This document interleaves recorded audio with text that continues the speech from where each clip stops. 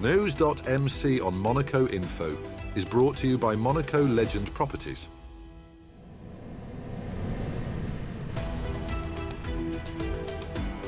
Bringing you news on Monaco's economy, culture, sports and more. Welcome to News.mc, your English rendezvous on Monaco Info. Coming up on News.mc, discover past week's top stories and meet the people who make Monaco. My name is Louis Deletraz. I'm a professional racing driver and you're watching News.mc on Monaco Info.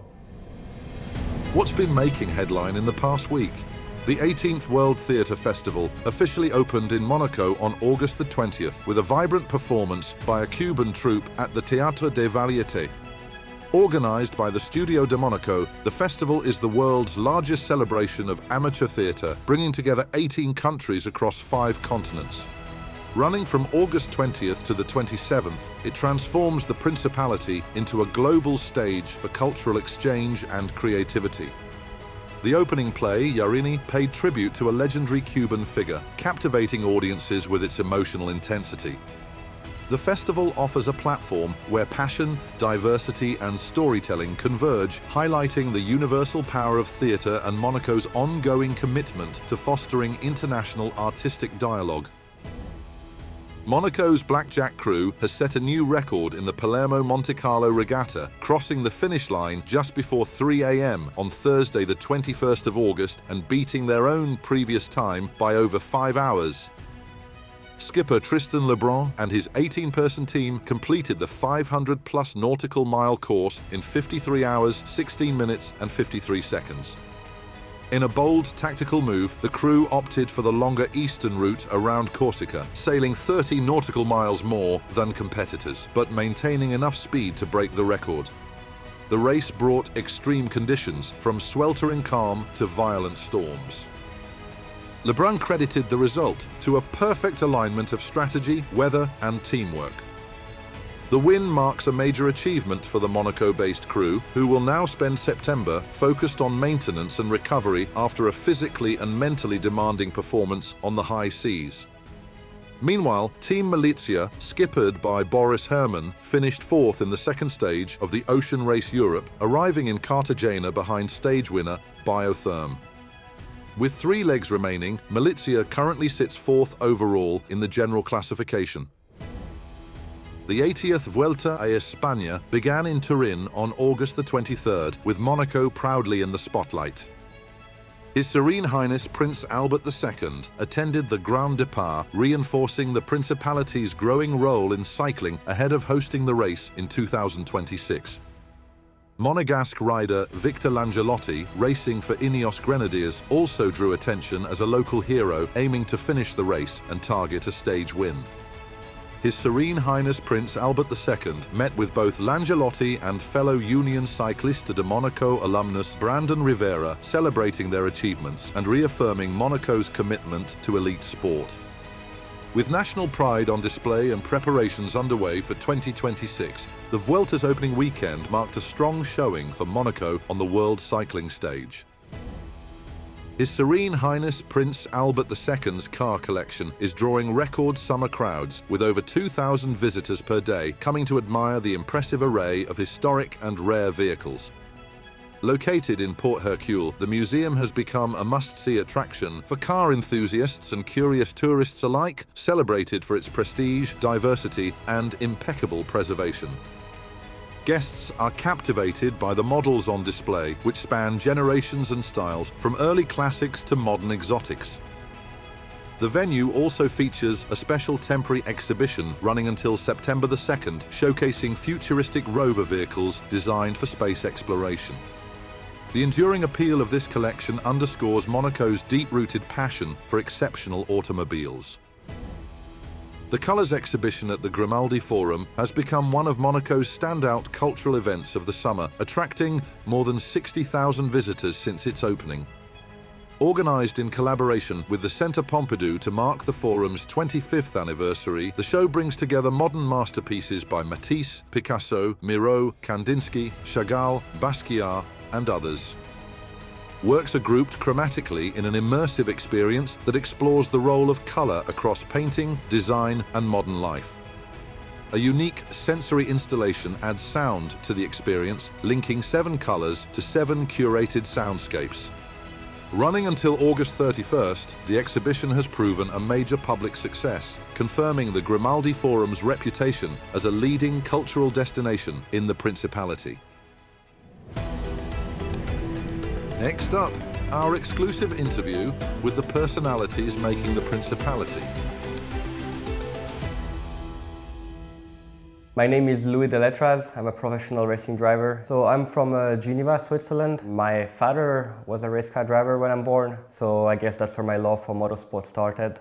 I grew up on racetracks with the smell and the sound, so I guess I didn't fall far away from the tree, as we say in French.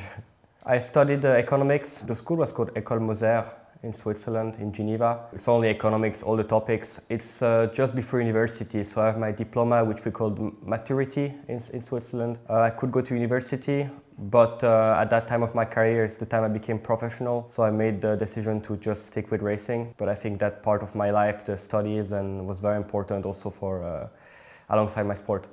It was always a condition. I need to do well at school to be allowed to race. When you start so young, so I was 8 years old when we started racing in soapbox. It's even different before karting. I mean, you're too young to make a decision for yourself. So it was always a criteria, and I'm very thankful they pushed me to it, because you see a lot of drivers and athletes in our days who did not go to school and don't make it, and I think it's a big problem. So I'm glad it worked out for me, but I'm also glad I went to school.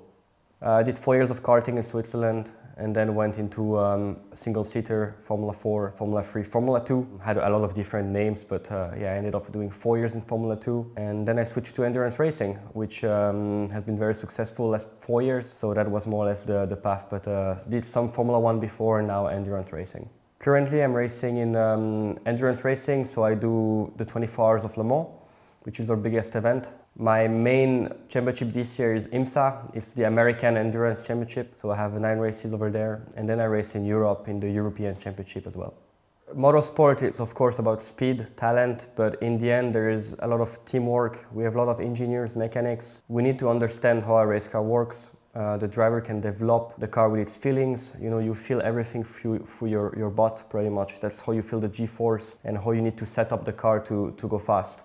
Also, we work with teammates, 24 Hours Le Mans, with 3 drivers in the car. So you want to find the best car for everybody. It's not only about yourself, you need to share. And I think that's a big part of the motorsport, because if you fight inside your own team, it will never win. I had a super license to go in Formula 1. I didn't make it to F1, I only tested, but I mean, it was still a very good experience. But I'm lucky enough to have grown up into endurance racing through my father, so for me it was never a plan B. It's always something I wanted to do. Le Mans has always attracted me, so it was not hard for me to switch. And I think it was the best decision of my career to do it in 2020.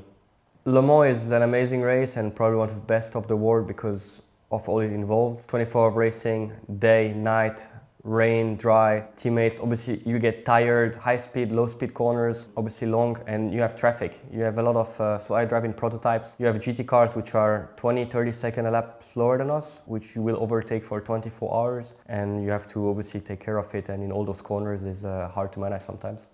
Right now, the endurance racing is probably its golden age. My future hopefully will be the next 10-15 years in those championships with those hypercars. I currently drive for Cadillac in IMSA in America, which is a really great place to be, I believe. Ideally, I would like to do both the World Championship and the Endurance Championship in the same time. You see quite a few drivers that have been successful and made it to this age. Of course, sometimes they're becoming slightly slower on the one-lap performance, but in endurance racing, it's not what matters. What matters is on 2.5 hours, and experience is very important. So that's my target, being 40-45 years old in endurance racing.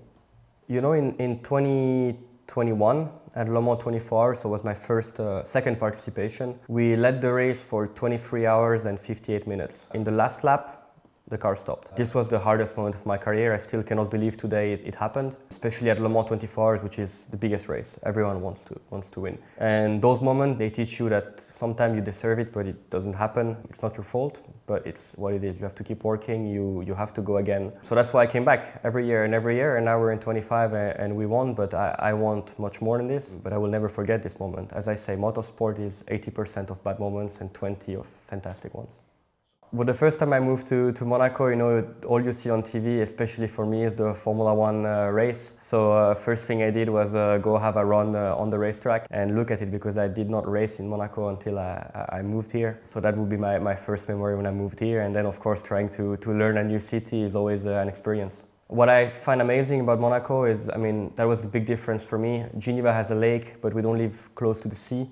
Obviously here you're straight at the sea and this beautiful scenery. Monaco is definitely home for me. I really enjoy spending time here. I think all year long you can have activities. Obviously it's beautiful, people are nice. I love still Switzerland. I think I'm lucky, it's a great country, very pretty, and obviously my family and friends are there, so I will keep coming back, but I don't see myself living anywhere else.